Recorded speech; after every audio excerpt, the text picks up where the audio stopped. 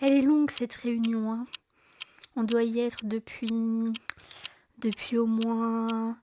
Elle est pas en panne cette horloge. Oh, c'est pas mal cette couleur, le vert. Vous êtes sur la chaîne Zephyrcog, je suis neuropsychologue et aujourd'hui nous allons parler des principales difficultés cognitives et de leurs manifestations au travail. On peut également rencontrer des difficultés dans ce qu'on appelle l'attention sélective, c'est-à-dire la capacité à se focaliser sur une chose précise durant un temps donné.